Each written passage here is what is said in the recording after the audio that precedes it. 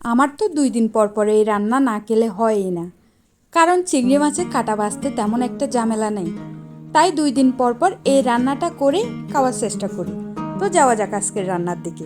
Hello everyone, আসসালামু আলাইকুম, welcome to রুবিস kitchen. রান্নার জন্য আমি প্যান বসিয়ে দিয়েছিলাম। প্যানের মধ্যে পরিমাণ মতো করে তেল দিয়ে পেঁয়াজ দিয়ে দিয়েছি। পেঁয়াজের পরিমাণটা একটু বেশি দিয়েছি, কারণ এটা তো চিংড়ি মাছের কারি হবে, তাই একটু মশলা না হলে কি চলে। এখন এর মধ্যে দিয়ে দিচ্ছি পরিমাণ মতো করে রসুন বাটা। কাঁচা ফ্লেভার এটা চলে গেলে এরপরে এর মধ্যে দিয়ে দিচ্ছি কয়েকটা কাঁচামরিচ ফালি করা। সব কিছু ভালো মতো করে নেড়ে চেড়ে এখন এর মধ্যে আমি কিছুটা পরিমাণের হলুদের গুঁড়া দিয়ে দিচ্ছি। এরপরে দিচ্ছি লাল মরিচের গুঁড়া। এখন দিচ্ছি মিক্সচার মশলা। এরপরে দিয়ে দিচ্ছি ভাজা জিরার গুঁড়া। তারপরে পরিমাণ মতো করে লবণ দিয়ে দিয়েছি। সব কিছু দিয়ে ভালো মতো করে নেড়ে চেড়ে মশলা থেকে কাঁচা ফ্লেভার এটা যেন চলে যায় একটু ওয়েট করতেছি। এখন দিয়ে দিচ্ছি এখানে কয়েক টুকরা টমেটো। টমেটো দিলে হয় কি চিংড়ি মাছের একটু ঝোলটা বোনা বোনা টাইপের আসে। এখন দিয়ে দিচ্ছি এখানে চিংড়ি মাছগুলোকে। সবগুলো দিয়ে ভালো মতো করে নেড়ে চেড়ে নিচ্ছি। চিংড়ি মাছ রান্না অনেকটাই সহজ, মনে হয় যে 10 মিনিটের ভিতরে এই রান্নাটা কমপ্লিট হয়ে যায়।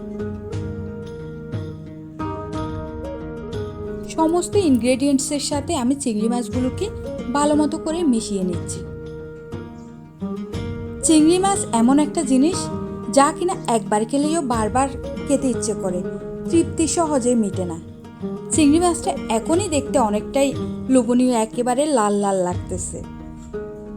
যাই হোক, এখন এর মধ্যে আমি দিয়ে দিচ্ছি অল্প পরিমাণের করে পানি, কারণ শুধুমাত্র তেলের মধ্যে লাল লাল করে ভাজলে তো হবে না, একটু তো আমার ঝোল ঝোলও থাকতে হবে, নয়তো আমি পুরা ভাতটা কিভাবে শেষ করব। এখন আমি একটু অপেক্ষা করতেছি চিংড়ি মাছের ঝোলটা যেন একটু ভালো মতো করে চিংড়ি মাছের সাথে প্রপারলি কুক হয়। চিংড়ি মাছটা যখন হয়ে আসছে এরপরে এখানে আমি দিয়ে দিব ধনেপাতা। ধনেপাতা থেকে সুন্দর একটা ফ্লেভার পাওয়া যায়। আপনারা তো সবাই জানেন আমার প্রত্যেকটা তরকারির মধ্যে ধনেপাতা না দিলেই যেন চলে না। যাই হোক, এই ছিল আজকের আমার রান্নার রেসিপি। যতটুকু পেরেছি আপনাদের সাথে আমি শেয়ার করেছি।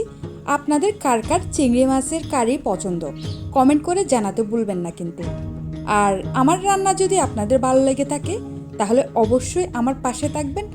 যতটুকু আপনারা আমাকে সাপোর্ট করেছেন তার জন্য আমি আপনাদের কাছে কৃতজ্ঞ। সবাই ভালো থাকবেন।